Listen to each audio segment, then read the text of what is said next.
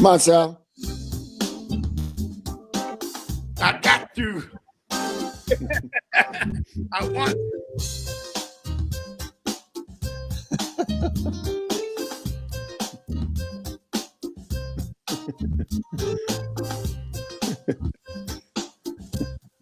All right.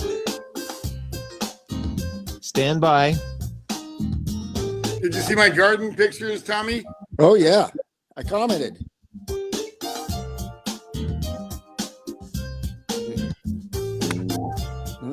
Still waiting. I'm waiting Still to waiting. go live. Louis, come here.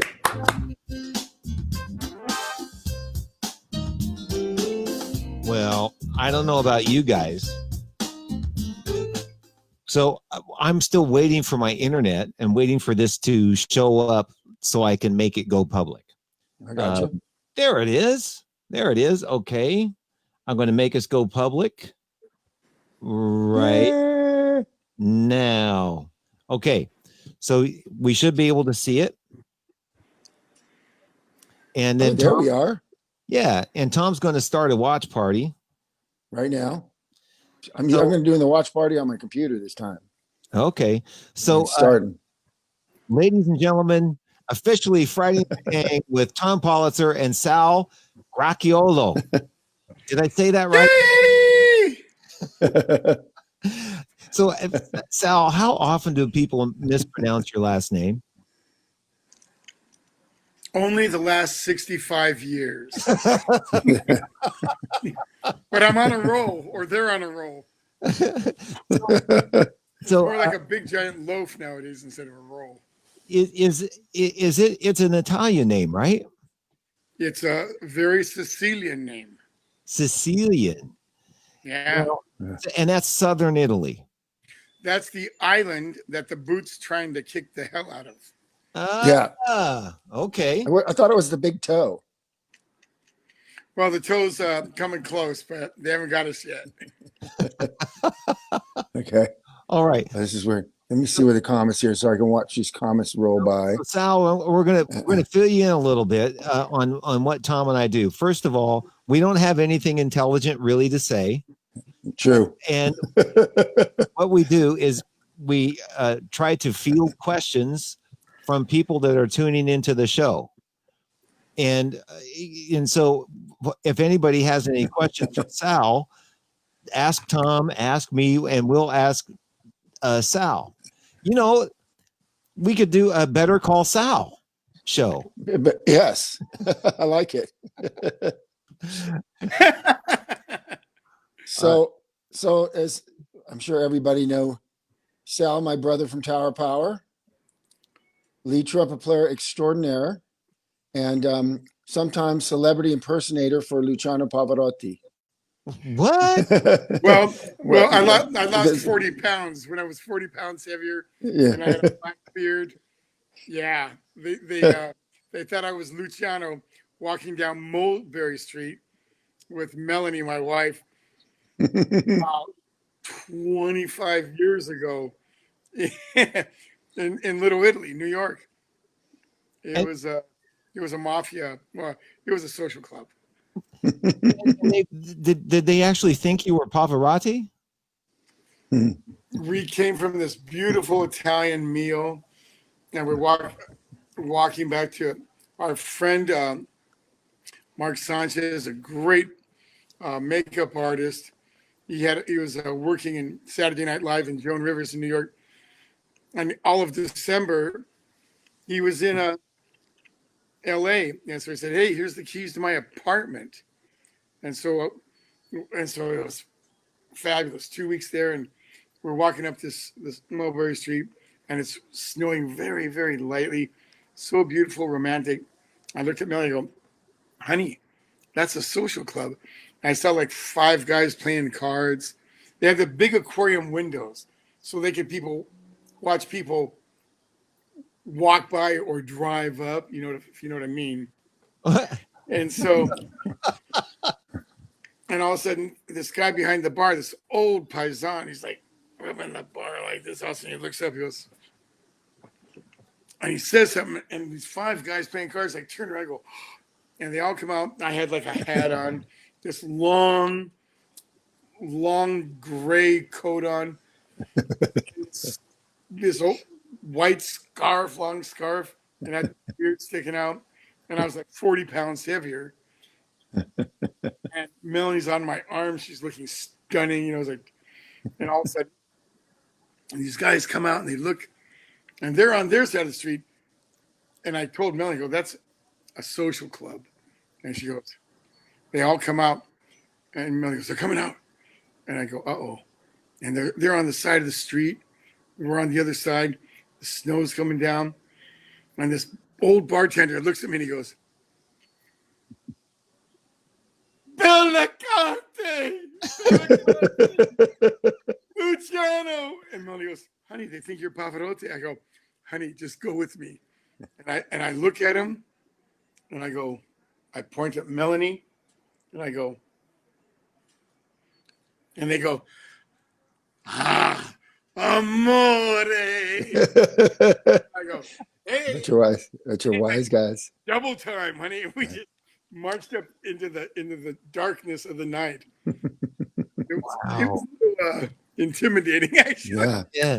So I don't. Do people really understand what you mean by a social club? I don't know what you're talking about. It's a very serious business, man. Let's put it that way. Of the Sicilian or the Naples, Italia perspective. You know, they're wonderful. They're wonderful people. You know. Do we have a question, Jeff? No, that was just my daughter saying, telling me something. Okay. But how the social club thing? I'm just saying that would be where the mafia might hang out, but right? Well, I like to prefer them as very sophisticated businessmen. Okay, all right. You know, that might be that eat better than me and drink better than me, and you know. So, what some of our listeners might not know, that sounds like great, is that Sal spent 20 years with Poncho Sanchez before spending the last. Have you been with us? What, 9 years now? Well, you know what? Tower and 20 years with Poncho. Well, Tom, you know what? I believe it was June 2nd. I sat in with TOP at the Greek Theater, and after the show, the old trumpet player was leaving and on another tour, and I just I went up on the bus up to Santa Cruz, and it was June 3rd, and we played the that's Santa right, Cruz Blues Festival. Oh, that gig. That's right, not the one in. And I did the show. The first time I played with the band was June 25th, 2011, up in Vancouver, Canada. And I subbed on the band that night. Right. And that was like a dream come true, you know? Yeah, it was a good hang that night. I remember that it's hang. like, I got the book 2 nights before in Adolfo.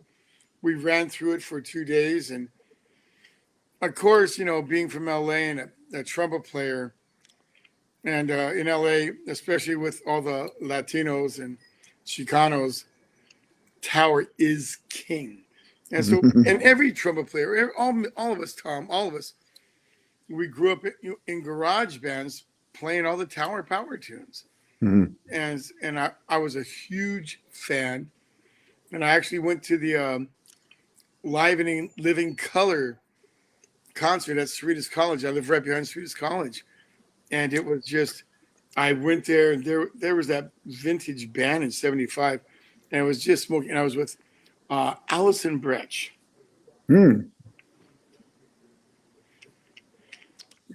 Stunning. She became, in 76, she was the second runner-up for the Miss California concert. Pageant.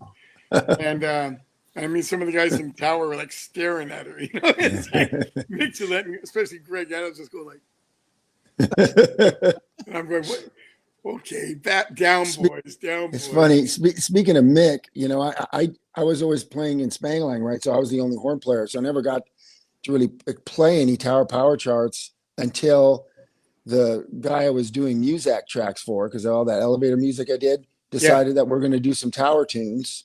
So I had to transcribe. I think about 5 or 6 horn parts, and Brian Withacombe, my partner, says, "Well, let's hire Mick. He still lives in the Bay Area, so we hired Mick to come in." Beautiful. And that was the first time I actually got to play the parts. And Mick was great too, because he fixed some things I made mistakes on. Like, he knew all the parts, and he just said, but that was kind of fun, overdubbing all those parts with him. So in 75, the band was Mick and Greg and Doc. Lenny, Doc, and Emilio, Chester Thompson, Bruce Conti, Rocco, and Garibaldi. And I can't remember who the singer was. In 75 would have been Lenny Williams, I think. Wasn't it Lenny? I think you're right. But I'm a trumpet, geek. So I was like right in front of the horns, and I was just like, it's Tower of Power, But I started playing in garage bands in 1970 with a band called Savor, and right over here in Norwalk, and that band became the Poncho Sanchez Latin Jazz Band. Poncho was in the band, and the Banda Brothers, and Danny Sanchez was the leader of the band, and I would sub on the band for Richard Franklin, and it was just like, and the band was smoking, and that became the Poncho Sanchez Band. And, wow! So it wasn't even called Poncho Sanchez Band then. No, it wasn't. But that was the main guys in. Oh no, not. Oh. I hate it when that happens. I know. We have an internet freeze, folks. So Sal played with Poncho for 20 years, and if you listen to like any of those CDs, your internet froze up, Sally. I wonder if you can hear us. I'm sure. Give it a minute, and it'll free up again. But he's on all those records from 80 something up to past 2000. He's probably on all those records.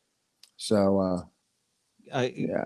Oh, there we go. Oh yeah, Sal's doing the right thing. He's rebooting it back up again. So Sal first came into the band as a sub for Lee Thornburg, and then Lee just ended up having too many gigs in LA, and Sal was the perfect fit, man. So in came Sal. I live close to Lee Thornburg, and I've talked to Lee a couple of times. I may get Lee on here sometime. Oh yeah, that'd be good. Yeah, that's right. He lives in Burbank, doesn't he? Yeah, he lives like 5 blocks from me. Yeah. So I'm going to text Sal and ask him to sign back in. Just hit the switch again, right? You just hit the little icon. Yeah. But this Tell is people on your here it comes. Here we go. Oh, good. Hey, thank you, Melanie. Let's look. There's the lovely Melanie Cracchiolo. I say this while she's still within earshot. We men wouldn't be able to do a lot of things if it weren't for these women. Well, we wouldn't be here, first of all. Hey, so back on, we were talking about Poncho. Yeah. Yeah. And I was just saying when you were there for 20 years, and like you're probably on what, 10 albums, a bunch of albums. No, actually, I'm on albums and CDs. Total is 18. Woo! And with all the compilations and a couple of DVDs, I'm on 24. Wow. Yeah. And that was like, Poncho really started the band in 73. He called me up the other day and he said, "Hey Sal, I need the sax player's number," because it was on the end of it was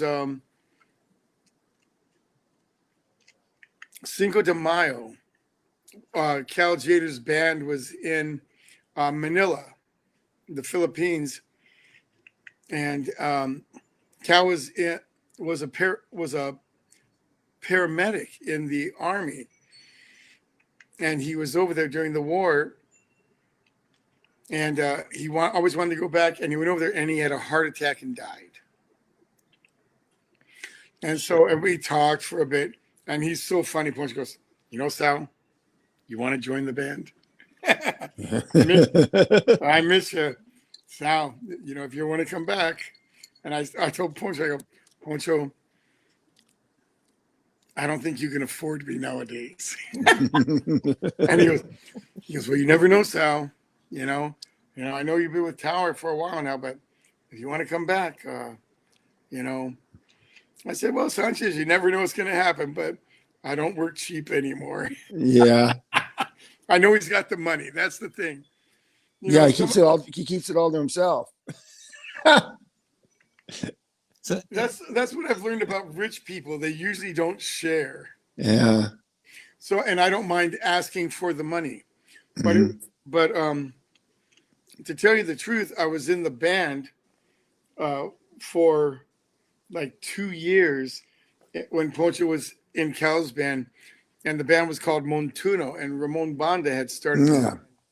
And we played for like all these little dives by the beach, and we'd play for past the hat, and the band was smoking, and Charlie Otwell was in the band on piano, and his arranging and his original, the way he composed and his arranging, he was brilliant. And his brother was Marshall Otwell, who used to play with Carmen McRae, with his hip originals and super slick arrangements of jazz standards. And then Poncho was, he sounded just like Mongo in his prime. It was like gold, and the band just took off. And the band's first real gig was in Santa Barbara, 1980, I believe. Wow. At the Liberto Theater. And the band had been playing since 77. But it was 1980. And yeah, at the Liberto Theater in Santa Barbara on November 22nd. It was my father's birthday. And I went up there with my father and my first wife. And it was just, and we were the opening act band for Jorge Santana, Carlos's brother. And we went up there, I think Luis Conte was playing up bongo at the time, Charlie Otwell, the Banda brothers on timbales, Ramon on timbales, and Tony on bass. And it was Dick Mitchell and myself, just two horns. And we just went up there and smoked them. Ooh. It was like, and the crowd went nuts, and it was magic. That's what music is. It's like medicine, but it's just like, Tom. And I mean, you listen to people, people in the audience, there's like a real like chi that goes back and forth, this energy. Mm-hmm.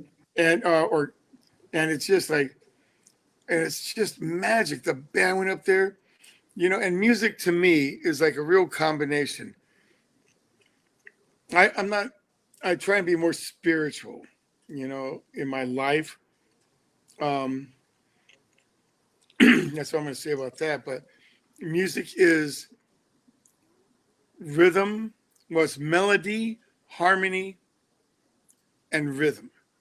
And if you compare it to like, the Catholic, it's like Father, Son, and Holy Ghost. But those are the three things that when you have the combination of a great melody and great harmonies, jazz harmonies, and those beautiful African, like the Cubans and Puerto Ricans, rhythm, it's magic. And Tower's got the same thing. They're so rhythmic. And Garibaldi has studied all those rhythms. He's a great Latin drummer too. He's Dave a is. monster, man. Yeah, Dave's a great Latin drummer. and he invented that whole funk, style of drumming. I mean, It's there's like, so many great. I'm not gonna mention any names, but Garibaldi's my favorite because he's such an innovator, and he's expanded the world of drumming in that genre. He is undoubtedly the best. it's so funny when we're on the bus sometimes, and I'm, sitting next to Dave at the table, the seat you took, Jeff, on the bus I by know. mistake. um, and he'll be, he's always writing for. He's got a regular column, I guess, in Drum Magazine. Every 3 months, he writes something, and then he's always writing like he's got the Code of Funk book, and then he'll write out, some of the ways he's played stuff, and I'm looking at what he's playing, right, and I can't play drum music, but I can read it, right? Yeah. What he's playing, what drum he's hitting on what part of the beat, and I look at it on paper, and I go like, man, how did you come up with that stuff, man? Because it's when he first started playing that stuff, man. Some of that stuff went against the, not even putting the snare on 2 and 4 sometimes, but it was funky as hell, David Garibaldi, he knows.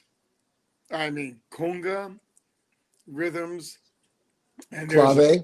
he knows clave, all the claves. He knows the Brazilian clave. He knows some bata. It's like he's and that's the thing. Like Tom, you do it, I do it. Garibaldi does it in music. You always want to keep growing. We have to, as musicians. It's not like people get a job like, okay, I'll do this, and I do it for 20 years and retire. No, music is like, it's my and your favorite art form. Mm-hmm. And we are constantly studying and growing. Hopefully. Well, yeah, if we don't grow, it's like we kind of die. So how have you been motivating yourself to keep practicing playing? Well, I know part of it's just the fact that you got to because you're a trumpet player. I mean, because what was that? What's that saying you always say? If I don't practice for one day, well, what I say know is, well, I got, that was one of the great things about Poncho. Through Poncho, I mean, so here we are in '89. We started. Poncho made the big move, and George Wein, the biggest jazz promoter in the world, heard the band and loved the band. And so he put us on all the big festivals, Nice, Montreux. We never did Umbria, but we did all the big, and we did the Playboy Jazz Festival, the JVC Jazz Festivals in the States. And but so I got to meet and play with, at the time, our heroes. There'd be Sonny Rollins, and we'd all be in the back room. But Dizzy Gillespie, he heard me play. Well, actually, that's another story. I met Dizzy at his church, the Baha'i Church in LA. And we became friends. But Dizzy came up to me and goes, Sal, your chops sound up. You playing every day? I said, oh, no. With Poncho, we're playing like minimum like 4 times a week, 5, 6 times a week. And I'm practicing about 3 hours a day. And there were certain times in my life, you practice 3 hours a day. You rest. For a trumpet player, I've learned I can practice seriously 3 hours, but it takes me about 5 hours to do it. But then I rest 5 hours, and I can play like 2-3 sets at night, no problem, and my chops are up. And Dizzy goes, man, Sal, your chops sound up. He goes, so you playing every day? Well, yeah, blah, blah, blah. And he goes, you know what they say about trumpet? I go, what's that? He goes, you can take 1 day off, you're cool. You take 2 days off, You take 3 days off, everybody knows. Yeah, that's the one. But that's it. It's like, and Dizzy said, Sal, we're slaves to a trumpet. And he also said to me, yeah, he goes, with trumpet, he goes, you fall in love with the sound of a trumpet, and you fall in love with music, and you just, you're in love with it. and you practice the trumpet and you practice the trumpet. Every day you practice the trumpet and the trumpet wins. And then finally he goes, Yeah. after years, maybe a decade, if you totally dedicate yourself, you play the horn trumpet someday and you win. It's easy. It responds. It does what you want. It doesn't fight you. Now, this goes back and forth every day. One day you win, the next day the trumpet wins. Back and forth, back and forth. Dang, that's true. I never thought of it that way. And Dizzy goes, and then we die, and the trumpet wins. But we recorded with like Eddie Harris and Chick Corea and Freddie Hubbard. And we never got Dizzy, but that would have been a big one. Terry Foster. I wanted to do it with Bobby Shue, but I recommended Bobby, but Politzer didn't want to use him. But I go to these festivals, and here's like the Heath Brothers. There's Wayne Shorter. There's Herbie Hancock. I almost died in a plane accident coming out of Holy cow. Aspen, Colorado. We did like this big jazz camp. That's a hell of a landing and takeoff at that airport. It was the worst. It was the worst. Did you fly into a storm? Was it? Yeah, we were going like this, Yeah. and everyone was like turned white, and to see Mexicans in Puerto just turn white, and then I'm sitting right across from Herbie Hancock, and Herbie starts looking at me. He's a Buddhist. He started chanting, and he looks at me. He's just smiling, and I go, well, if I die in this plane with all this turbulence, I'm going to die in a plane sitting right across from Herbie Hancock, Yeah. But it was great. I got to play with all these guys, But I got to play in the 80s, early 80s. If I was off, I got called to work with Tito Puente and Celia Cruz. And I was working all these salsa bands in town. And I worked with Tito Puente about, I don't know. That'd be fabulous. 10 times in the big band, and I also played on the soundtrack for the Mambo Kings, and that was great. And I worked with Celia Cruz about 10 or 12 times too, and she was like an angel. She was so nice. And Tito and Celia paid huge. Nice. There was a recording session, double scale, which is like $600, for 3 hours. And even if it was like only one tune, 6 bones. But you do like a gig back then, it'd be like $500 for a show. But the music was there, the money was there, the people showed up. It was just magnificent. Celia Cruz is kind of a pop star, Latin pop. Well, star. she's the queen. Celia Cruz was the queen of salsa music, and Tito was the king of salsa music. And they were the nicest people. And they paid great, and they treated you with kindness and respect. It was amazing. And they would remember my name, and her Celia's husband Pedro. He was a trumpet player from Haiti, a beautiful, very African-looking man. And I used to play with Sonora Montancera. And he goes, and they'd have a pickup band everywhere. And I'd show up, and they go, "Hey, Cracchiolo, trumpet, no problem." And it was just like a joy. And, it was just my whole career. I have really strived to play real music that I loved. I know a bunch of musicians that looked at it like a business, and we have to look at it like a business.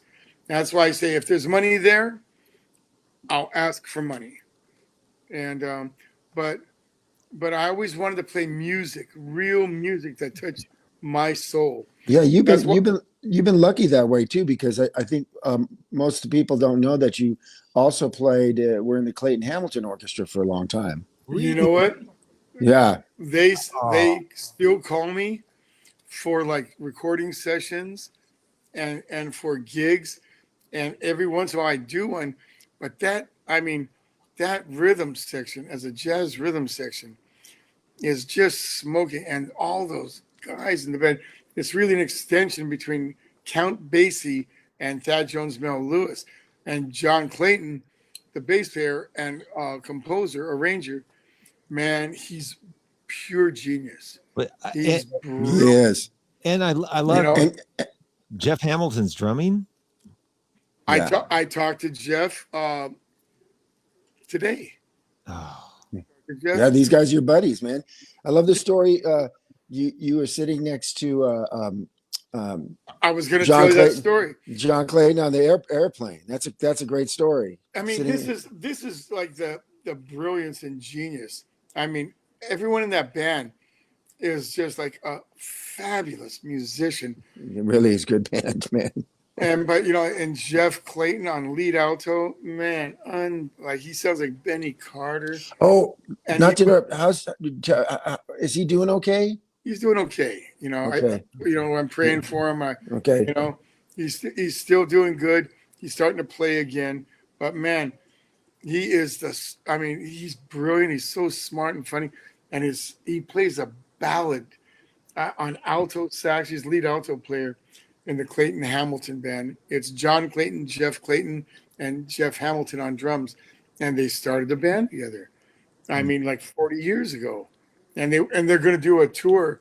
Looks like the end of summer. And they asked me to go on that tour. It's like, but and Jeff Hamilton on drums. You should go. Unbelievable. You should Well, go, man. I mean, I don't think Tower's going to be working, so you should go. Well, if this virus isn't happening, you know, I mean, I miss that band. But the story with John Clayton, this guy, he's got perfect pitch, and he's one of the sweetest souls I've ever met on the planet. And, What about that plane ride? That but one plane ride. we went, the band, we got called for a one-nighter in Oslo, Norway. And we took the milk run. It was like, I think it was 4 different airlines. We had there was at least 3 different flights. And so we go and we did the gig, and we backed up Patty Austin. And it was like just magic, you know. No, but when you said you And so we're coming home. Yeah. Oh, it's so coming home. It's coming home. so we're coming home, and we get on the first leg of the milk run, and I'm on the window, and some Norwegian guy is on the aisle, and there's an empty seat there. Well, here comes John Clayton with his big old purse, you know, and it was his board and that large piece of scoring paper and his pens. And so he sits at me, he goes, "Sally, I'm so sorry. I'm under a deadline. I gotta write this arrangement." And I said, "Man, well, you want to sit here?" He goes, "No, but I'll sit in the middle, but I got to put the board in front of you right next to the window." And I said, "Hey, whatever you need to, John, you know, if I fall asleep, you know, if you need more room or something, just let me know." He goes, "No." And so as soon as we take off, he gets the board up, puts the paper out, gets his pen. And he was unbelievable. They say that Mozart never had any corrections on his original manuscripts. So John Clayton sits there and he goes like this. He closes his eye and he writes the name of the tune. Treble clef, bass clef, you know, saxes, trombones, trumpets, rhythm section. And all of a sudden he closes his eyes, and in ink, all of a sudden he goes 4 bars. Lead alto, second alto, first tenor, second tenor, Barry, and then all the bones, all the trumpets, and the rhythm section. He's got the kicks and punches. Second 4 bars, boom. Then an 8-bar phrase, boom, all the way down. Then he hits the bridge, and he's writing. He heard it and saw it in his head, and he did not make any mistake. And his manuscript was just beautiful, and it's like flowing. It's like just flowing like this, and like the chi is just going, and it's just rolling out. It was like unbelievable. Now I'm going like, I'm like captivated, and I'm not bothering him. And in less than an hour, he wrote the whole arrangement. And it was just like beautiful. And he gave it to us, someone to copy it all out or put it on Sibelius. I'm going like, wow, you did it like in an hour. And he goes, Sal, I got to do another arrangement. It's for an album, but you're on it. I go, do it, man. And Just writing out of his head. just writing out of it. And you know what? It was perfect. No And then pitch reference, no keyboard, no nothing. No- Just all and no mistakes. no, just like Mozart would do. Yeah. And And I didn't was Duke, I think Duke Ellington did that too. He wrote like that. Well, yeah. I mean, those, it's like, personally, I have like a real gift for music. My wife is more musically, she's got a real gift from God. But I've they tested me as a kid and I was like 97% musician, and that was in the 8th grade. Interesting. Of course, my father and mother, my dad had the Cracchiolo in Long Beach, California, on the edge of the ghetto. And I went to the same elementary school or as Snoop Dogg. It was an all-black neighborhood. And but we had the Cracchiolo accordion and piano studio. And that's how my dad supported ourselves. And my mother was a music teacher there too. And my dad said, if you sell 20 accordions, you can go back to college and I'll support you. And she went back and she got her degree in psychology. Yeah. In 1961, she published in Scientific American on alpha and beta and theta waves in the rats' brains. And she actually put implants in these little rats' brains and published in Scientific American. And then she became a college professor, statistics and psychology, over Street's College. And I was like, she was always studying. My mother was my first trumpet teacher, but Right. and they always had music in the house, just like you, Tom. And your parents were brilliant, And so I was 4 years old, and they put me on the piano, and I learned before the alphabet. I learned how to read music, and I learned solfeggio, before, and there was always music in the house. There was opera. I know you really had a lot of opera, and I still have the original 78s, But anyway, we had, my dad used to, play Duke Ellington and Count Basie and Louis Prima, and, Como and everybody, Hey, my good friend and next door neighbor Ivan asks, and I don't know this name, but he says, Sal, have you had any interaction with John Hassel? I don't know who that is. Is that a trumpet player? I do not know John Hassel. We don't know who John Hassel is, Ivan. But Ivan, I don't want to hassle nobody. Hey, I want to ask a couple of things while you're talking. I'm fascinated by the writing a score and everything, because just writing for a score or even a piano chart or something is difficult for most people. Mhm. Just writing is just not that easy for everybody. I mean, you work, but to be able to do what you described on the plane is how many people actually do that? A handful. Well, that's really a gift. I mean, and that's going back to Poncho's band. Charlie Otwell, this white guy, the guys in the band used to make fun of him, call him the white tortilla. But he was like, on my CD that came out years ago, I had, Ooh, you should show that CD, by the way. And you got it on sale online? No, but You should. I'm down to my last 500. If anyone wants to buy one. Okay, so I think you can get it. Get your CD. Hold on a second. Hold on. Don't go nowhere. Okay. So people don't know, Sal's got a CD with Mel, and it's a wonderful jazz CD, and that's definitely one way everybody can support Sal right now. And also, Tom, Sal's wife actually sang some background vocals on your last record. Is that correct? on the new? She's singing backgrounds on the new the last 2 Tower Power CDs. Yeah. Step Up. So if you're listening to that Step Up song, she's singing. That's her in the background singing. Yeah. And on so many of the tunes. Well, And she's also on the 50th anniversary, the live DVD. Yeah, which is coming out hopefully in a couple months, folks. I keep getting asked Yeah, about that. Yeah. but here he is.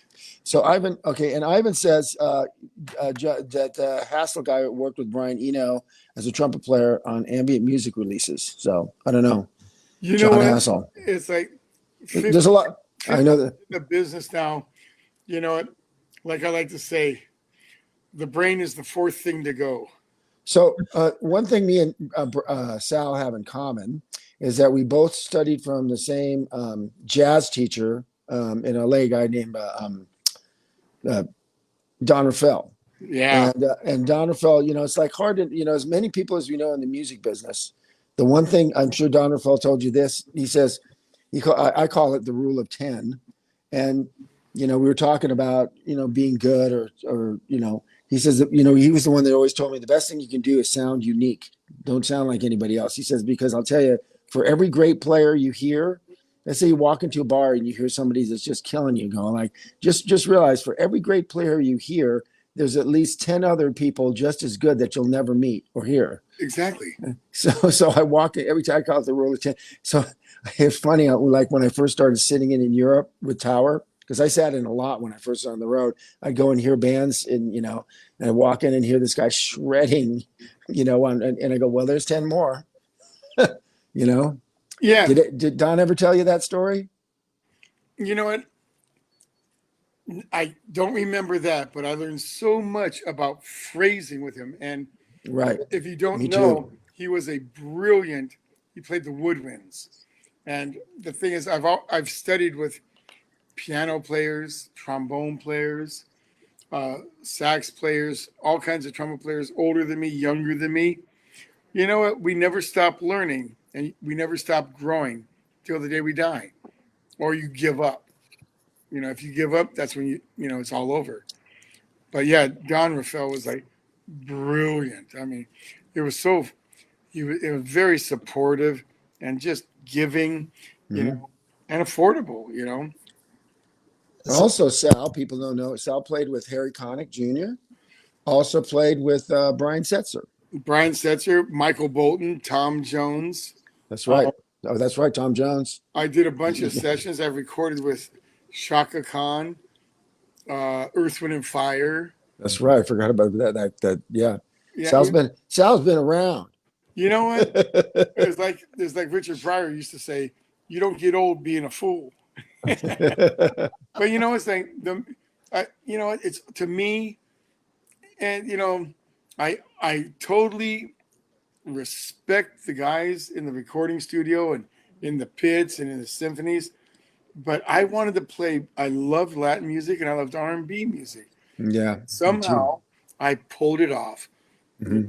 I pulled it off doing what I love, and that's just amazing. Yeah, I feel the same way. Can I ask a question, Sal? Of all these Pancho Sanchez records I pulled up, is there something that I could play for everybody listening that you could? If you see I think I'm very proud. Do you see the El Conguero album? El Conguero. Well, It was like back in 1980, I believe. What's conguero mean? Conga drum. The conga man. Okay, that's what I thought. I wasn't sure. Yeah. Okay. And there's a tune called Yumbambe. El Conguero. Conguero. CONGUERA. My great big fat fingers are trying to type on a little tiny iPod. Better you than me. I can't play. I can't play stuff. No. Okay, so I'm going to try to get this. It's El Conguero. It's Yumbambe. And is a live record? No, that was in a recording studio. In 1985? Did you see it? Yeah. Tin. No, I must have the wrong. Oh, yes. Umbambe. Okay, yes. I did a really nice trumpet solo. It was one take. I want to hear this.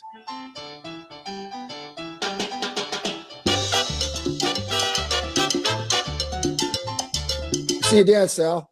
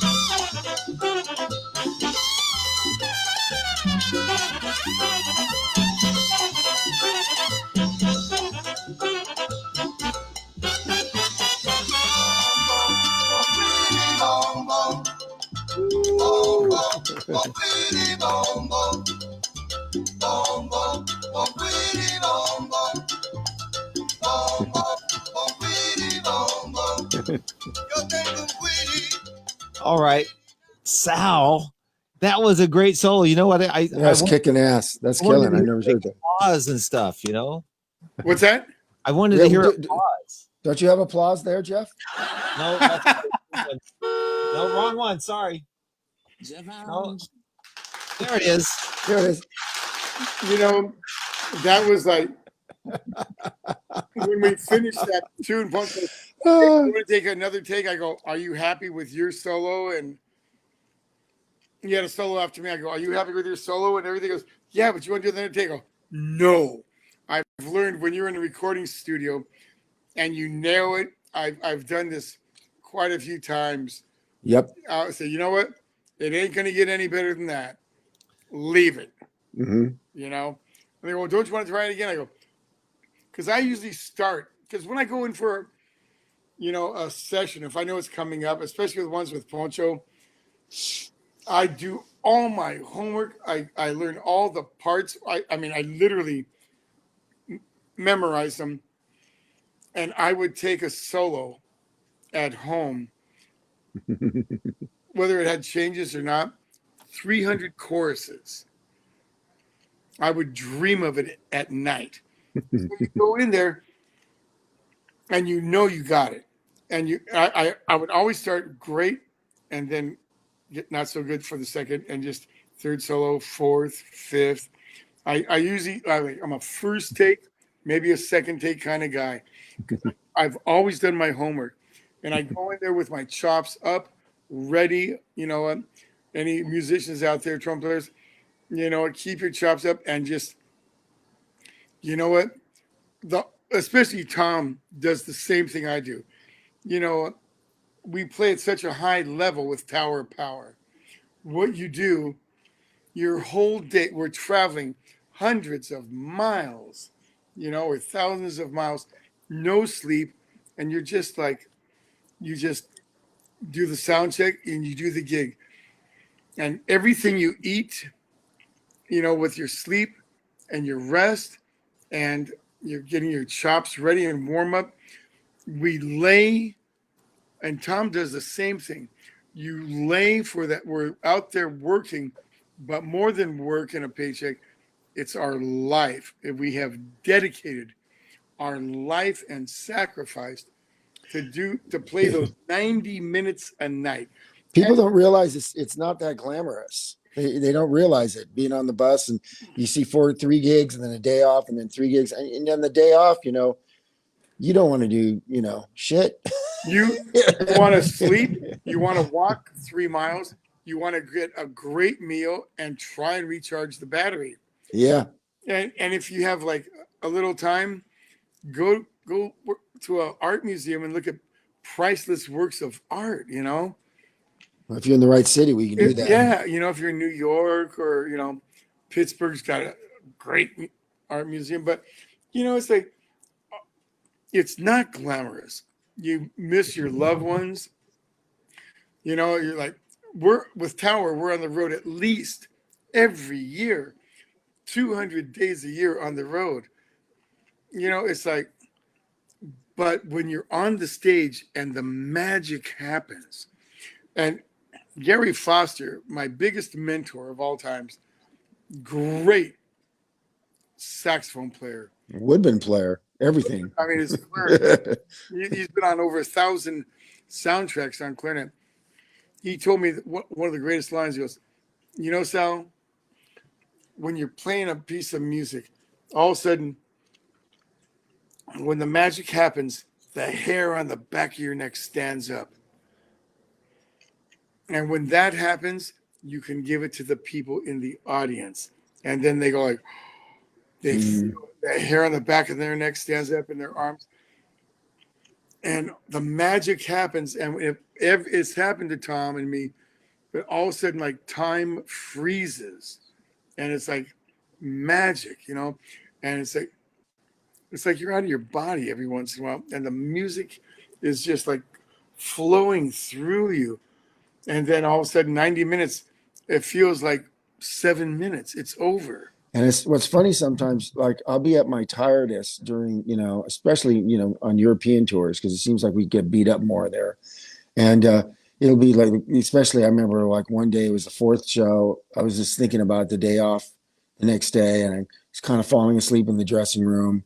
I had no energy. I didn't think I'd go like, fuck, how am I gonna do this set, man? And I get up there, and like the place was completely packed. I think it was in Cologne. The place was completely packed, and they just started clapping and cheering when we came on the stage, and we were all tired, and that ended up being a really great show. How well we played, and then the drag part of it is that somehow your poor overworked adrenal gland goes working into overtime, and you get off the stage, and you have to it takes you a while to come off the high from the gig and get ready to go back to sleep, and then fellas, I'm going to open it up for phone calls in case somebody wants to call in and ask you guys a question. Okay. So I put my phone number up. And hey, that's fine, but I'm not going to give the meatball recipe. It's going to cost you $5. Okay. They're worth it. What did you cook tonight, Sal? What'd you make for dinner? Oh man, Sal's an amazing cook. It was very simple, but it was spectacular. Melanie and I had chicken wings, and she likes them and I kind of, I put them in the oven, 425 for 60 minutes.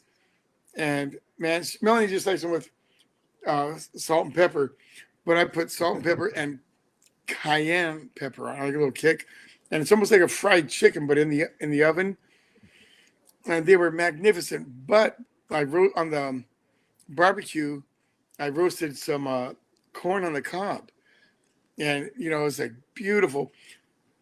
But what I do it Sicilian style. I make this. I took about 8 cloves of garlic. Ooh.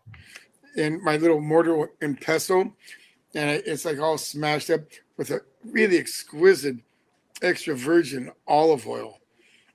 And Made me hungry. and I smear it on the corn on the cob, and then I take Romano Ooh. pecorino cheese and I grate just a little bit of cheese on it.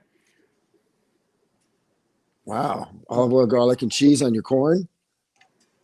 It's unbelievable. Now the Mexicans do it great in the Mexico City. They have the butter on there with like a kind of chili powder on it. That's great too. But I put a lot of black pepper in there. That's more like a Sicilian Italian style. But with the Romano pecorino cheese, it's like flavor exploding. And I made my garden is like I got my first two zucchinis today. I'd show them, but it's kind of humbling. Yeah, yeah. I just say you didn't pick them sooner. I have a question. I have a phone call. Yay! Hello. Hey, this is Ray Ponson. Wanted to say hello to my fellow Sal and my good friend Tommy. Hey, Ray, How you guys doing, man? hanging in there. How you doing, handsome? I'm blessed, man. I'm doing great, man. I'm just bored as hell. That's all. So you're in Massachusetts, right? No, Rhode Island, Rhode Island. Okay, right next door. right next door. That's right. You live with Peter Griffin. Will say it again? I said Peter Griffin, Family Guy. don't Not know. Peter Griffin. I don't know. No, it's the TV show. Oh, TV show. Yeah. Do we have any Family Guy fans out there? Come on. Am I the only Family Guy fan? Oh, Quahog. so How you doing, Ray? I just wanted to say hello, man. Thanks so much for calling in, Ray. Yeah, My I'm best gonna to you be and calling you, yours. Tommy, and I'm also going to be calling you, Sal, on your phones. Okay? Okay, I'll wait till Monday. How's that? sure. Monday, around. Tuesday, Wednesday. Monday, Tuesday, Wednesday. Is Monday okay for you guys? Yeah, I'll be around. Cool. Okay, Yeah. I'll call you then, man. I don't want to Okay, spend a whole lot of time on the show. I just wanted to say hi. thanks, Ray. Right on, Okay, Ray. God bless you guys, man. God bless you too, brother. So I Calling know Ray. I know Ray from Cal Bye-bye. State LA. Yeah, from Cal State LA, and you know him just from playing gigs around town, right?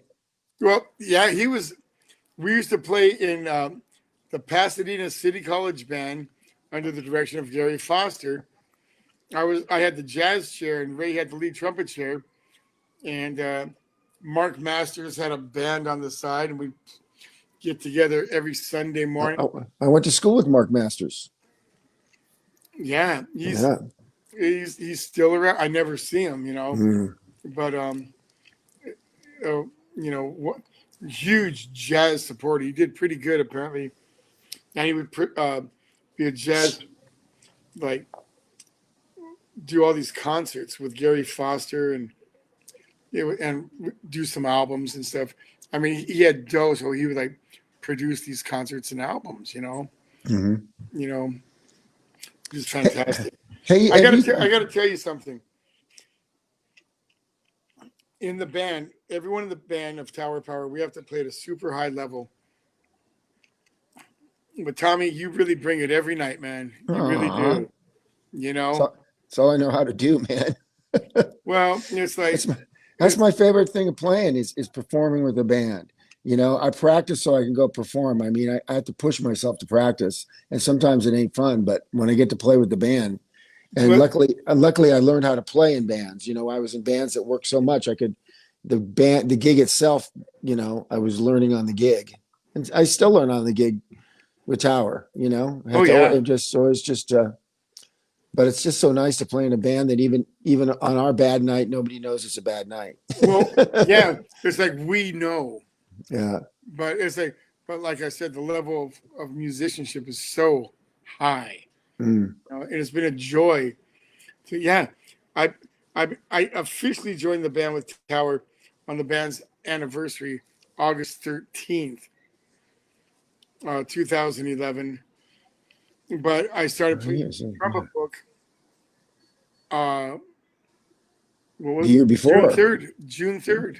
The year before, yeah. That year or the year before? No, it was 2011. Okay. Yeah, that's what I was thinking. It's 9 years now. Man. And boy, it goes by quick. So you know, And Sal's one of the new guys. He's one of the new guys. yeah, Doc calls me a newbie, and I'm like, "Are you kidding me?" Yeah, Doc. and I'm 65 now. But you know, God bless these guys. You know, they're in their 52nd year. So a couple things now. Is the beard? You going to keep the beard when we come out of this? Yeah, I'm getting. I had a beard for so long. I like the beard. I haven't seen you in a beard like ever. Well, Except you know, pictures. it's like Except pictures. Garibaldi. I used to have a beard when I first got on the band, Tommy, but Garibaldi convinced me to shave it, and my wife Melanie loved it. Oh, you look so young! And all of a sudden, we got into this pandemic thing. I'm letting my hair grow. Yeah, let my hair grow. A week, you know, twice a week. I trimmed it tonight. The longer it gets, the wider it gets, you know. Yeah. But I don't care. I'm just exercising, and if anything, I'm practicing jazz on flugelhorn. Okay. I have my James Stamp routine that I do to keep my chops up, and I got a B flat. Don't tell Mimi, but I go up to the high G. You know, Mm-hmm. the G is always there, and but it's like, but I just love jazz. You know, and so Yeah. I just play flugelhorn at home, and I used to when I was off, I'd go over like my buddy Francisco Torres' house or a couple other people. I'd have guys come over to my pad. We just like sit here and play like Abersols and just have a ball, you know, and just like play like 2 hours solid. My chops are gone after that. Yeah. But when I play flugelhorn jazz, like play just real pretty and light, you know, because Yeah. an hour I'm pounding out the lead. Yeah. But at home, you know, I can play like almost 3 hours with a little break, Mm-hmm. nice and pretty, and just pick jazz standards I love or that I want to learn. I'm still working on Lush Life and Pensativa. I got another phone call from Houston, Texas. That's Johnny Gregg. Hello? Is this Hello. my golf pro? Is Oh. this my golf pro? This is my golf pro. I'm able So- to see you or watch you guys, but I can't watch you while I'm talking on the phone. I just cut off the video to call. So this is a golfer and guitar player extraordinaire and band leader extraordinary, Johnny Gregg from Houston, Texas. Come in.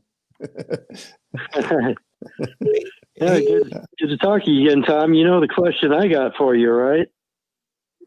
How's my short game? How's your handicap? Have you gone down a few shots yet? No, not yet. Not yet. I'm hitting the ball pretty good. My long game's good, but yeah, no, I got to work on the short game more.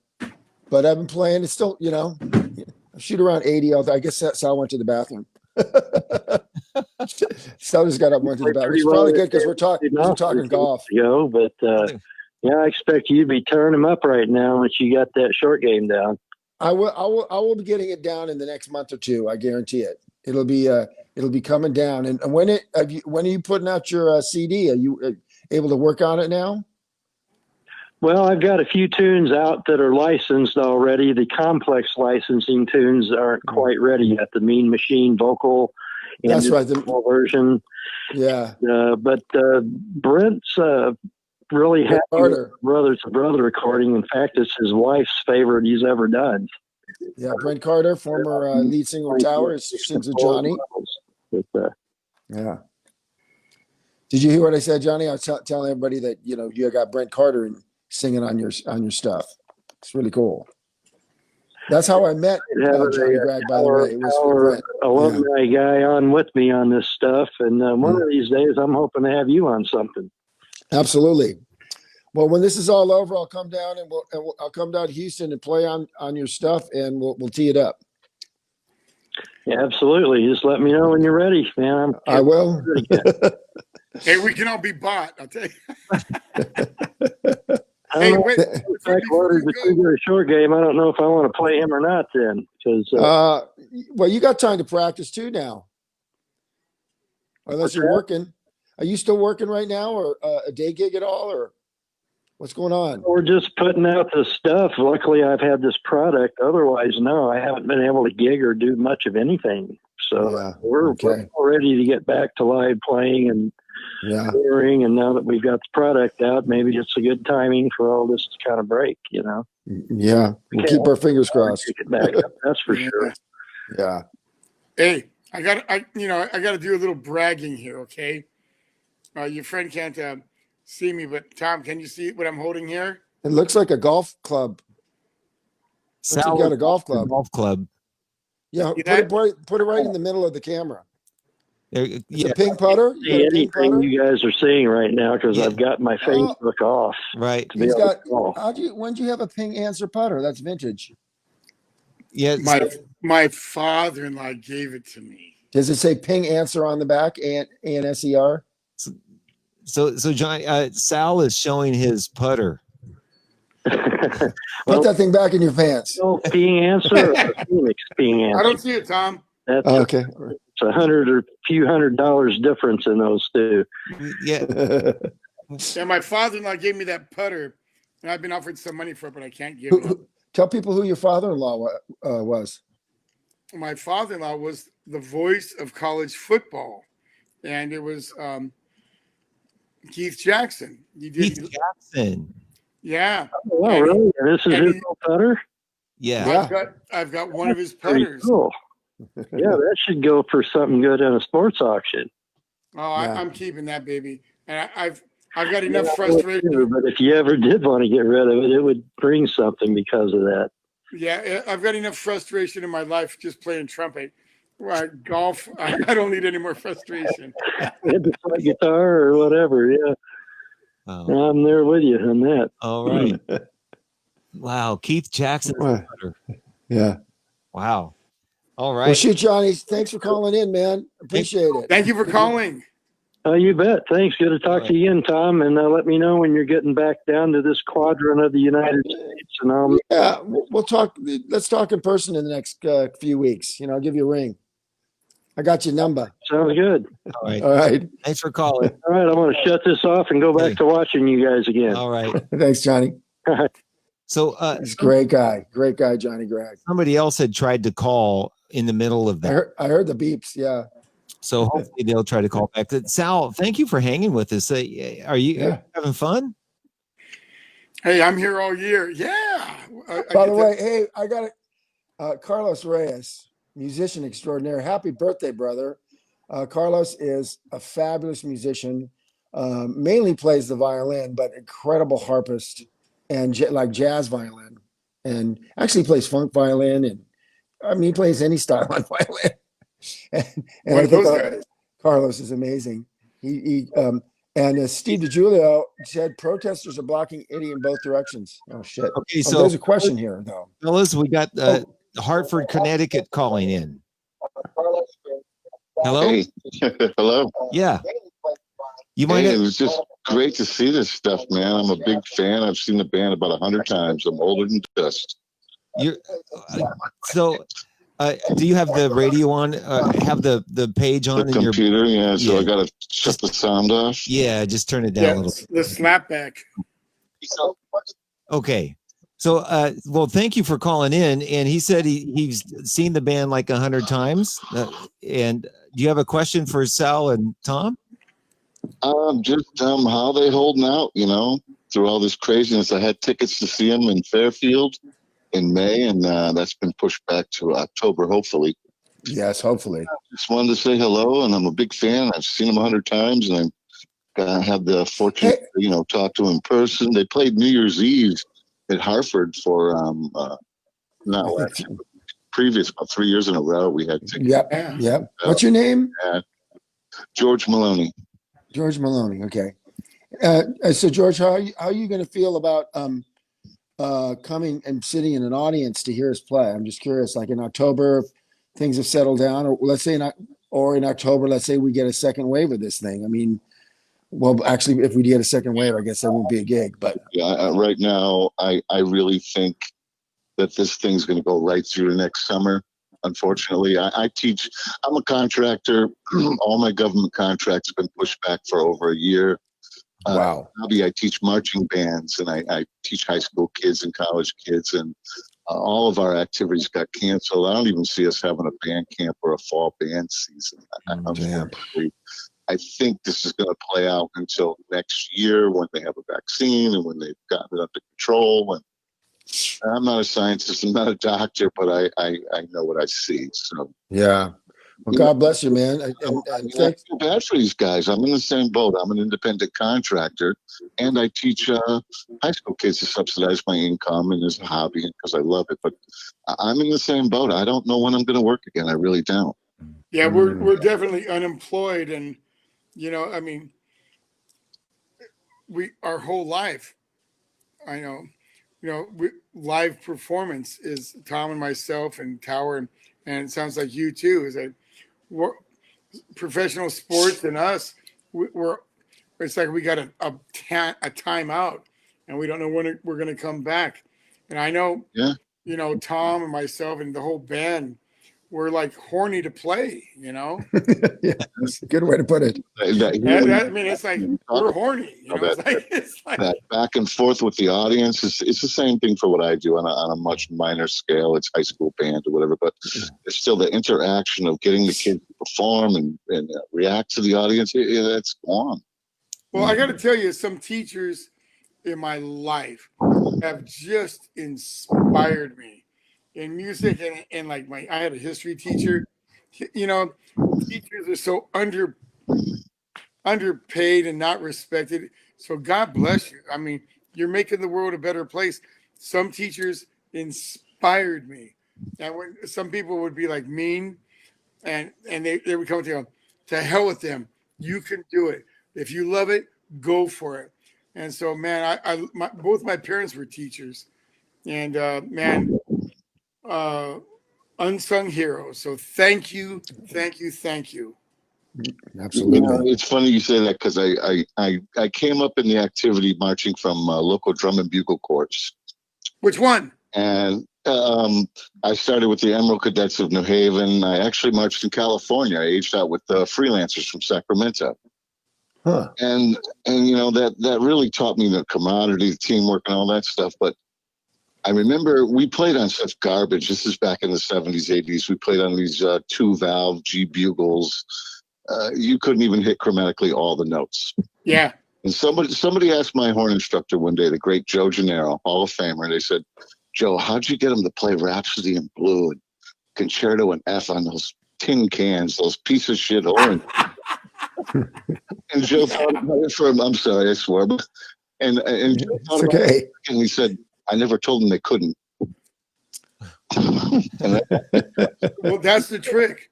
Your expectations of your students are only going to be as high as yours, not theirs. So you raise the bar, you make sure they get over the bar, and really great. Sal, you told me a great story on New Year's Eve. What was that? You told me about a student you had who didn't have a lot of money, but he had a lot of talent, a lot of heart, and worked really hard, and he offered to pay you in tamales. Do you remember that? I saw him yesterday. That touched my heart so much because I'm not going to lie to you, I get paid good money to design shows, but sometimes I work with bands just because they need me because they suck so bad and they need someone to help them. And I step in and I save programs and I get people, the parents and the kids inspired to do music and just be better than what they're used to being, So, you know what? Touch my heart, brother. The thing is, you know what the thing is with us, and you do this, obviously, and Tom does it. You know what? You want to leave the world a better place than when you came in. And it's really, what? People have gone out of their way to help me personally. Yeah. And that was Bobby's shoe he brought me in '85 to the International Trumpet Guild in Albuquerque, New Mexico. It was like unbelievable. And it just kind of altered my life in a very positive direction. And I said, "Bobby, how can I pay you back, man? There's no way."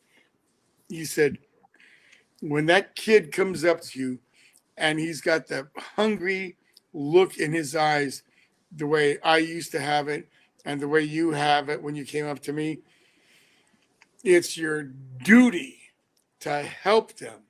And it's not about money. It's like you have to help them.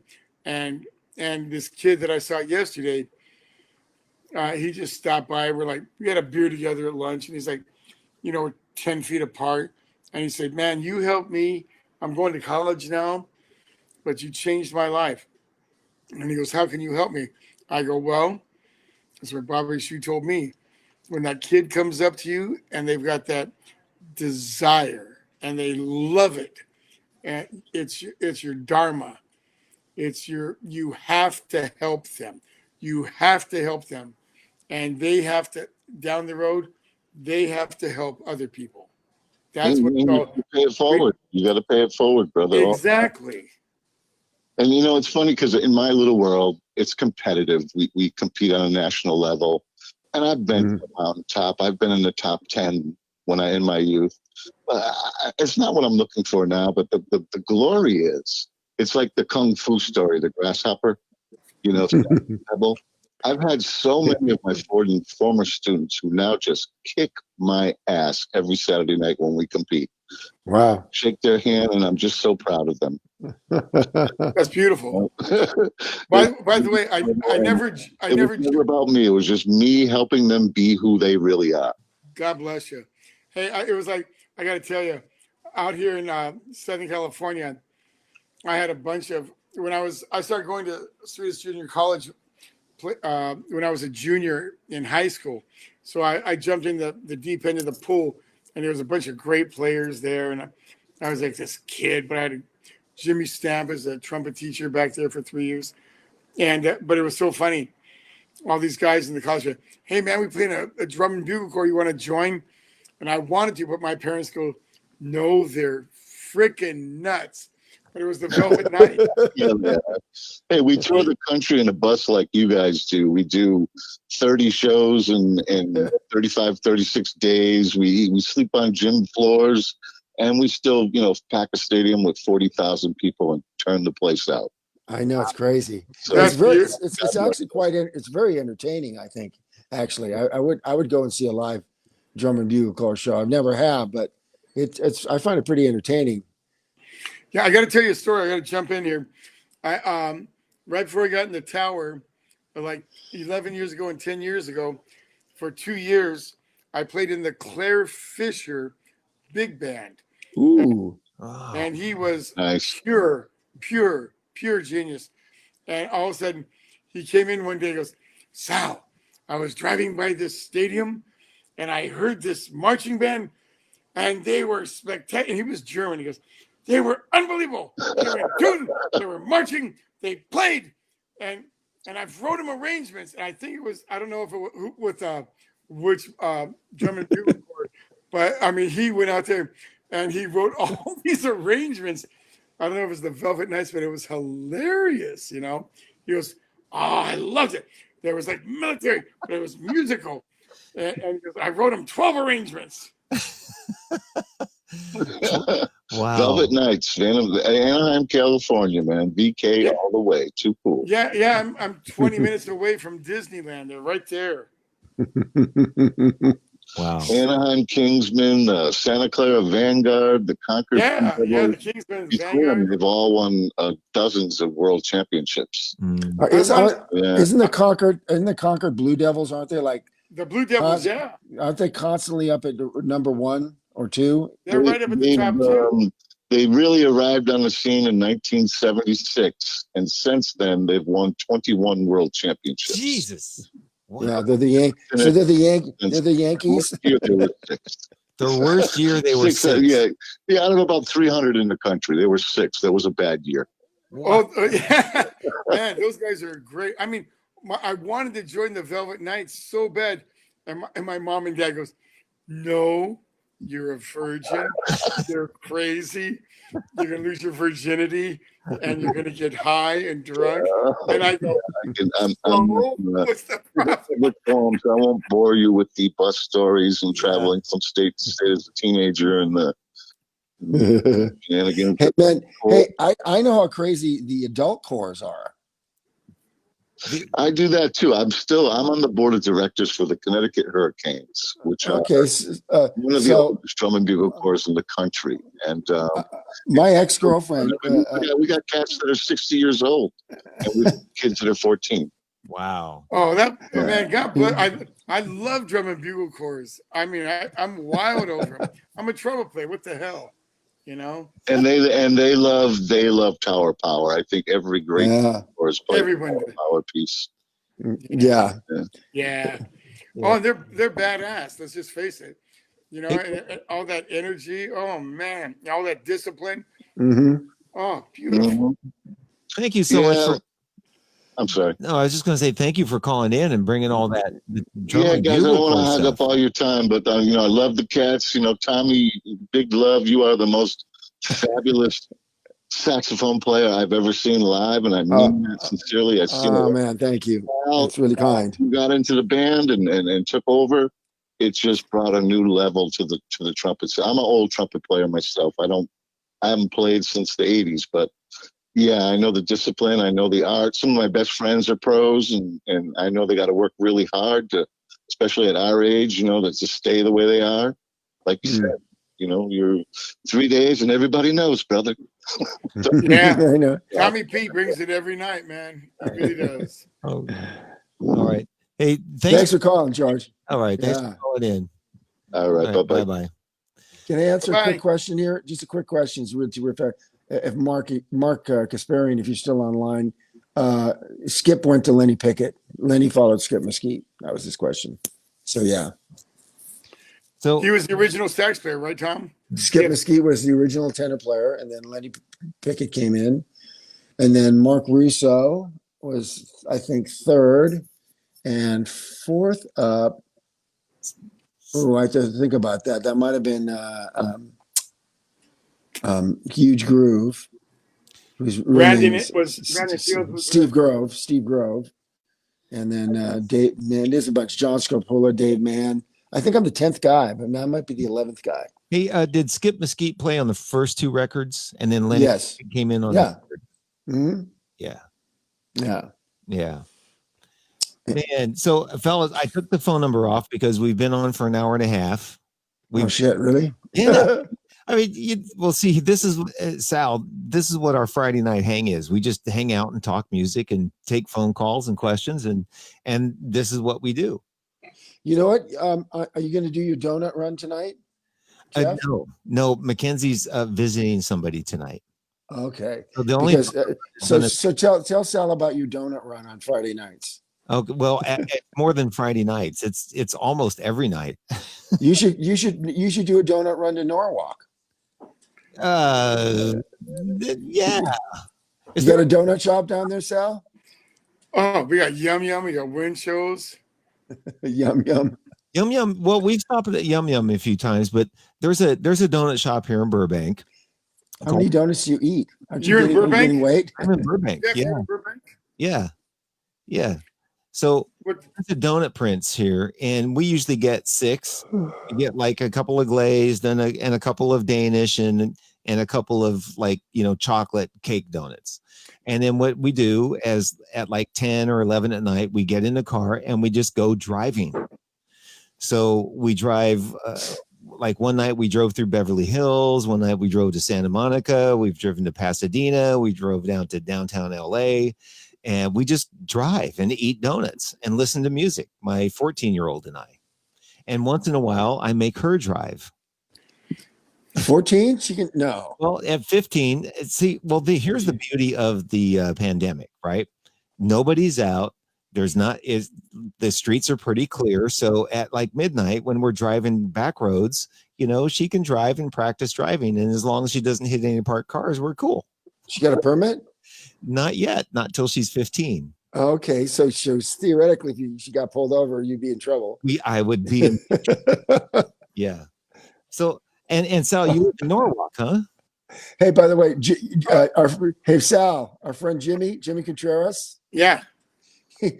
He says Dahlia and I do blizzard runs to Dairy Queen instead of donut runs. They do blizzards runs to Dairy Queen, which actually sounds like a nice little change up for you, Jeff. Well, Go to Dairy Queen.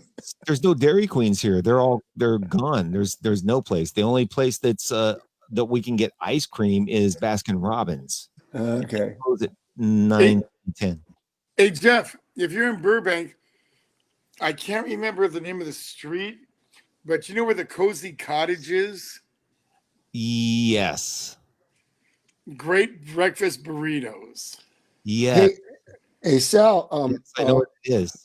Sal, by the way, our friend Tweety from Japan is reminding us that today is Tower Power Day in Oakland. Today is? Yep. Hi, Tweety. So How are it's you Tower. doing, sweetie? So it's Tower Power Tweety. Day. Tweety is a sweetie, gentlemen. Yeah.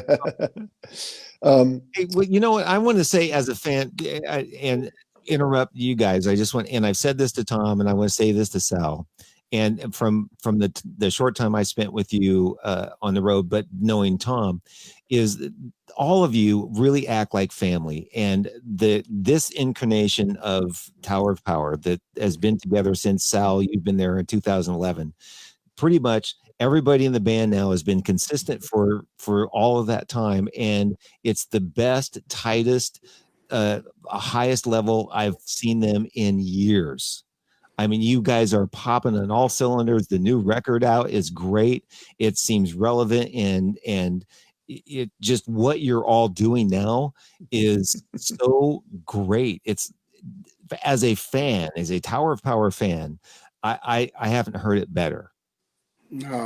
Thanks, Jeff. I mean, Thank you. You know what? I can't speak for Tom, but I know the way Tom plays this. I heard a great quote. It's from a movie, but it's like, I mean, I'm 65 now, but old tigers are fiercest when they know the end is near. And every time I get on stage, I literally play the gig like, okay, this is the last time I'm ever going to play this show, and I just give it up. You know, I just play, and I mean it. Because, you know what? You never know. But to me and Tommy and all the guys, it's like, you know, to Tommy and myself, man, Adolfo's great. Yeah, but it's like, if you're going to do it, mean it. Yeah. You know, it's like, don't save it. Every night is the Super Bowl or the World Series or the Olympics. Every night. You know, and we travel, we don't eat good, we don't sleep good, but when you get on this, our life is all about music. We've dedicated and sacrificed to this thing called music. But I have to say, I've played in all these different bands, like, you know, we were saying before, and Tom Jones and all these. But you know what? Buddy Miles was like my second gig. wow. You know what? When we get on the, you know what? It's like, it is church. It is church, and just, and it's nothing lasts forever, but just get up there and give it. You know, and the fans for Tower Power, with all the different groups I've played in, the fans for Tower Power are sincerely the best. They are the sweetest and most loving and giving, and they come and they spend money and they bring me cannolis or pistachio ice cream, and they want to hang out with us after the gig, and it's hard to say no because we're exhausted, and they want to take us out to dinner and have some drinks. But it's just seriously, I want to thank the fans of Tower of Power.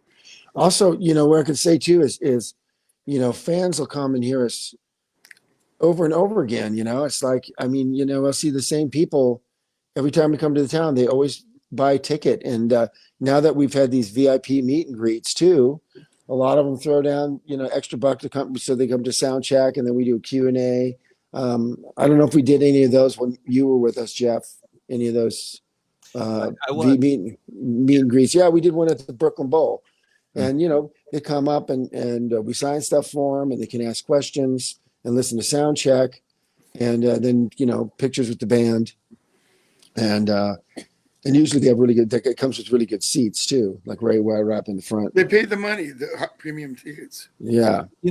Correct me if I'm wrong, but you guys, this band, it's a phenomenon that is unequaled. There's no real bands traveling anymore, consistent as a band.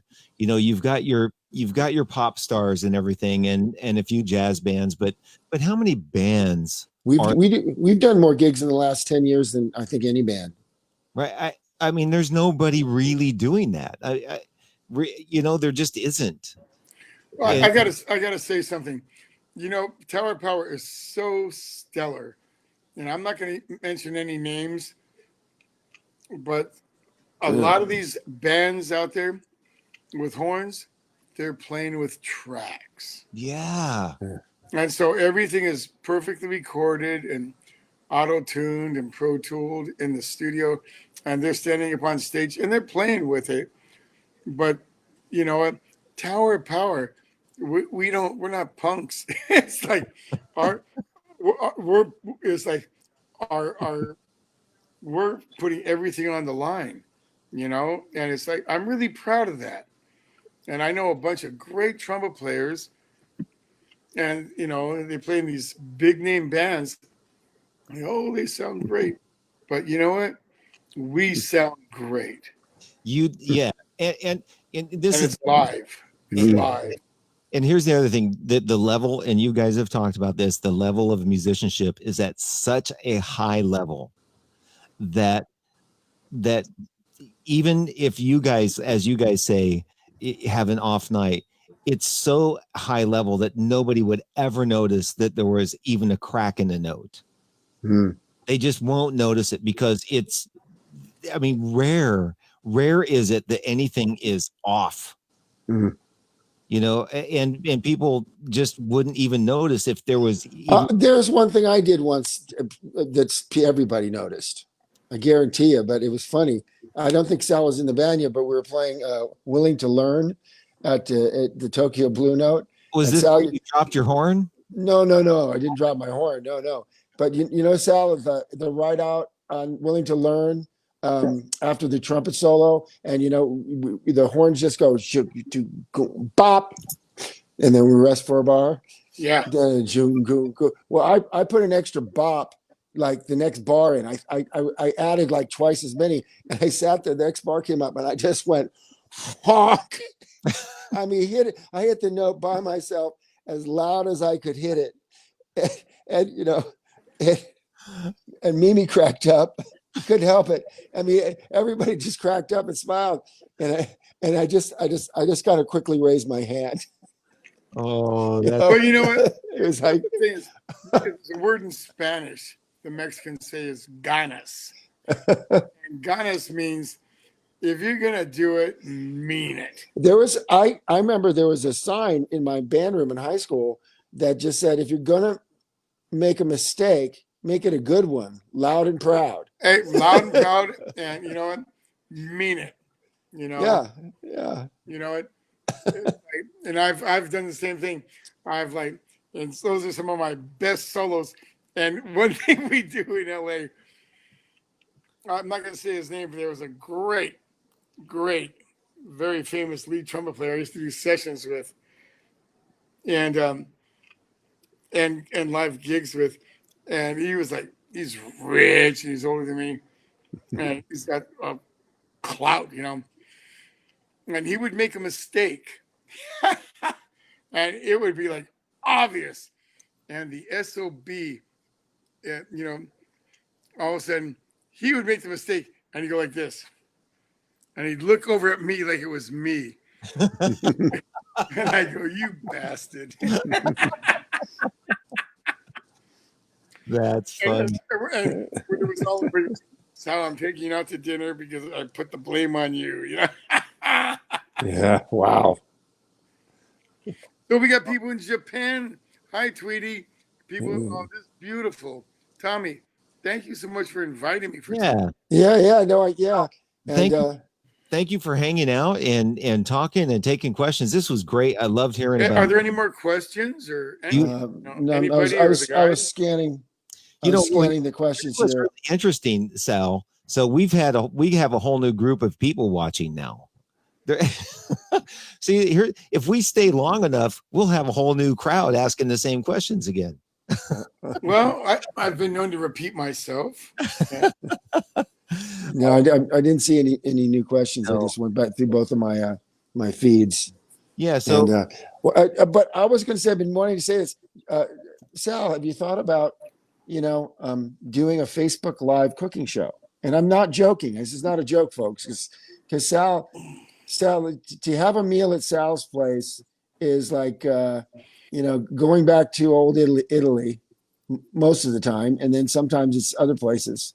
You made beef bourguignon the other day. You said, Oh, well, my mom used to make that. It was my first time. I've got some videotapes of Julia Childs, but no, like. excuse Now, me. should we take one more call? Hold on. Please. Hold on. I have another I take caller. cooking serious. Okay. Now my garden is serious. Okay. Yeah, You're on. Hello. just me again, Johnny Gregg. Oh, Yeah. Johnny Gregg. Oh, Yeah, one thing I was remiss in mentioning earlier is I don't know if any of you know about Tom's golfing prowess other than his obvious tenor sax prowess with Tower of Power. This guy is in Golf Digest's top 10 celebrity golfers list, and he was in at number 4 last I looked. What? no, I was in at number 10. Black, I was the number 10. kid from Sling Blade is like third, and then Vince Gill is like a scratch player. He was like number 1, and then Jack. Oh God, something Jack Colt Ford. an actor, Jack Wagner maybe or something, a blonde head actor. They were both at scratch, and Tom's a 4. And Tom was in 4th place among all the celebrities. So Actually, I'm sorry, Johnny. I wish I was in 4th place. I was number 10 out of 100. well, I was 10, which that's still good. you at 4th behind Lewis Black. So Maybe- I don't know what Golf Digest list you see. Some of them don't even have Vince Gill on it. Or Is this a new list? Did they do a new list that I'm not aware of? but you were way up there. I have to look. They must have done a new list. I got to go look. Well, the last one I looked at was about a year ago, I guess. Oh shoot, they did one a year ago, and I didn't even notice. Year. Oh, I'm gonna have to look it up now. Yeah, Tom. Yeah, Come on. Put Tom. Wow. Wow. John Worley says, Didn't have you on that. That's right. That was the list they didn't list you at, but your handicap had you at 4th. That was what it was. "Oh, okay." Actually appeared Yes. in the top 10, but they're not doing it right. I'm looking at the handicaps, and I know what these guys are shooting, and where yours was, you were 4th place with a 4.5 maybe. Yeah, I think 4.2, whatever. Tom, Yeah, it's- I'm going to have to. 4.2? Yeah, well, you were in 4th on that list. So they just didn't have you on that one. Hey, Johnny, thanks for calling back in. We're gonna be signing off here Yeah. because we've been talking for a while. Yeah. Thanks, Johnny. Okay. Thank you, Johnny. I just wanted to chime in before you Okay. guys cut all this off. Okay. I was going to mention that, and I didn't do it. So. All right. Thank you. I appreciate it. All right. Bye. All right. Take care. Okay, thanks. So Tom, am I going to have to pay you more because you're a celebrity golfer? Yeah, right. Yeah, I mean, yeah, you said Yeah. you're gonna double my pay. Double your pay. Yeah. Well, this is what I want to. This is what I'm thinking. I think I should take my cameras, my little iPhone thing, and live stream a By the show. way, Sal. okay, but a mutual friend of all three of ours is text barraging me now on my iPhone. Mr. John Worley is What? sending me some. He's sending me some really funny texts. You know how on the iPhone the text comes, Yeah. drops down. What happened to say? I can't really repeat it. When we get off the air, I'll read it to you. So Sal. He says, say hi to Sal and Jeff. He just said say hi to both of you guys. I think we should do a live stream show from your kitchen. And Hey, we should have John on. John, would you come on next week, maybe? Yeah, Trumpet player? Worley, hell of a trumpet player. Right, and when kind of one of the stalwart fixtures of the Bay Area, and part of the San Jose Jazz Collective and the Mochi Quartet, and he's got his own CDs out. And he's a Yamaha trumpet. He's a Yamaha guy now. Sal, did you know that? I know, for years. No. John Worley, wonderful trumpet player. Yeah, and one of Jeff and that's Jeff and I's oldest friends too. All So right. I'm waiting John. for him to text me back, but he hasn't. So maybe next week I'll have John Worley on. Hey, I got to give a little plug. Hey, I'm sorry John, about interrupting. On the 3rd of June, we're going to do that Q&A at Stanford University, huh? Oh, that's coming up. That's right. Are we on the same one? You and I are doing it together. That's why the dough's cut in half. Oh, okay. So if you want to miss that one, I'll get double. So that's on Wednesday. It's June 3rd. So is that for a Tower of Power? Well, for Mike Alisatis. Yeah, Mike asked us to do it. He brought in Wayne Bergeron, and he brought in Joshua Redman and Jeff Hamilton and a bunch of heavyweights. And Tom and I have the honor of talking to his class. Nice. Yeah. That's cool. I got to tell you, the way Tom thinks of golf, that's the way I think about cooking. Yep. Well, yeah. I didn't interrupt your story. I want to hear the last before we sign off about the meal you were trying to describe that Tom asked you about, if you don't mind. Beef bourguignon. The beef bourguignon.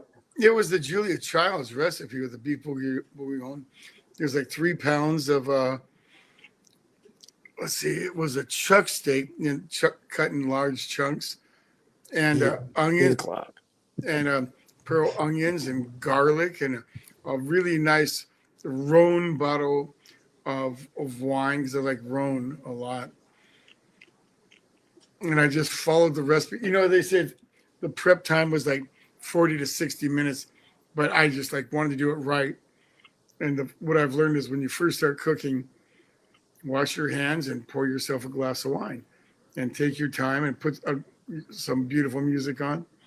And it took me 2 hours to prep for it. And man, it came out great. How long do you cook that? How long does that stay in the oven? Do you do it in a Dutch oven? Well, I've got 2 Dutch ovens. I've got a big oval one, and there's like the standard round one. Is that what you cook it in? Oh yeah. It was like 2.5 hours, but it was like the prep. It was like an hour and a half of the prep. 2.5 hours at what temp? 350. Oh, so not super hot. Okay, No, so that's why it takes so long. But with the prep, it was like an hour and a half, and then in the oven, it was like hour and a half, maybe 2.5 hours. And did you do potatoes with it? No, I didn't. I left it off. What did you accompany that meal? Oh no, it was mashed potatoes.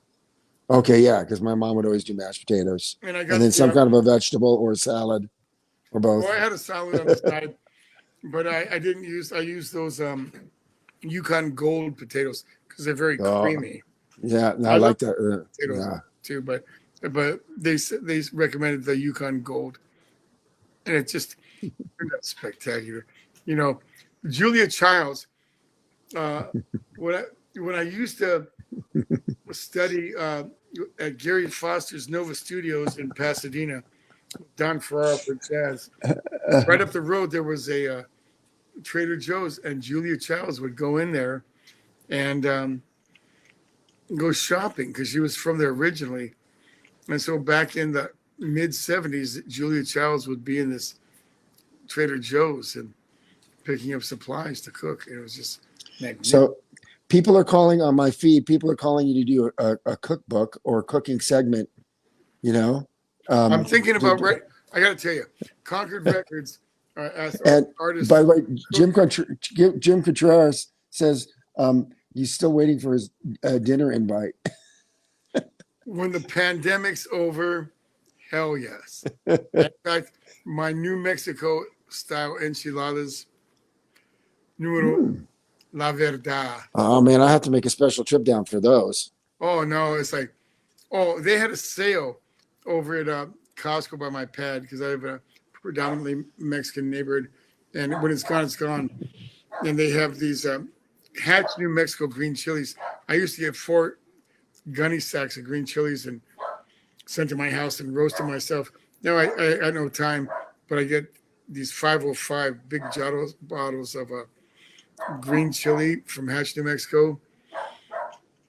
So I bought 20 big bottles. They last that long, huh? Yeah, and it's like the best green chili to me in the world. The best red chili comes from Chimayo, New Mexico, but the green chili and those 20 big bottles, they'll be gone. In August the new chili comes out, the batch comes out, and then it goes to red in August, in September, and then it'll last me a year. I will go through 20 bottles in 1 year. Wow. You can put this stuff on cardboard. We didn't get, by the way, Sal has 2 wonderful doggies. I was going to say we could meet your doggies before we sign off. Well, Louie, Lucky. And when I sign us off, I'm going to play something from Step Up. Okay. Okay, Lucky. Here's my little Lucky boy. That's his rescue. This is his rescue. Oh, here's my little Lucky. Hey, Lucky. Oh. Give me a kiss. Oh. My wife rescued him 9 hours before the gas chamber in Fresno. He's half Chihuahua, half Jack Russell, and he knows, like the Chinese say, dogs know when you rescue them. And he's 7, and Luigi is on the couch over there. He's 13 today. Today's his birthday. Oh. And he's asleep, so he's getting tired. He's slowing down, and he got attacked by a cat today. Oh. We were walking him, his mile, and he was like, saw this cat, and the cat jumped him and beat him up, but he still fought, and he ran the cat off. But he's a doll. Hey, Kathy wants to know, and somebody else asked too about how they can buy your CD. Is there any way people who might want to buy a CD? I think it's on Oasis. Oasis music, you can buy it. Okay. Yeah, Oasis. They have it. And I don't want to give out my email or my phone number, but I've got, I think, 500 left in my office. Okay. Well, you could put it up on your. You do. I mean, I know you're not very active on Facebook, but you do have a page, right? I'll talk to the boss about that, Melanie. But it's like actually we recorded it in '99, and I'm so proud of it. It was actually nominated for a Latin Grammy, and Poncho Sanchez is on it, and Charlie Otwell helped me write the tunes, and Gary Foster's on 3 cuts, Poncho's on 3 cuts, and it was actually nominated for a Latin Grammy. Well, That's if sweet, man. you want to give the information to me or Tom, and we can post it, how to get it from you on our Facebook. Yeah, send me how to do it, and I'll advertise it for you. Yeah. Thank you. Yeah. Right. This has actually been like a joy. Jeff, it's nice to meet you, and thank you so much. And Tom, well, meet him again. Actually, remember because Jeff did monitors for us in New York and the East Coast. That's right. There you go. See, you just slipping. God, it's turning into a blur. Like mine's the 4th thing to go, and I can't remember what the other 3 are. Right. Yeah. Well, this has been so much fun, and I got to tell you, Hank, hearing your stories about Poncho and all the other guys that you played in the sessions you did and everything. Yeah, that was. Stop it around. Yeah. You know what? I'm not one of my greatest hangs. I'm not going to say it, but was hanging out with Freddie Hubbard. Oh. I'll leave with this one. We did an album with Freddie, and it was like unbelievable. My favorite jazz drum player. But he and Snooky Young's my favorite lead trumpet player. I played with him with Clayton Hamilton. But man, Freddie invited me over to the house. He goes, man, you got to be here by 7:20, 7:25, because if after that I ain't answering the door.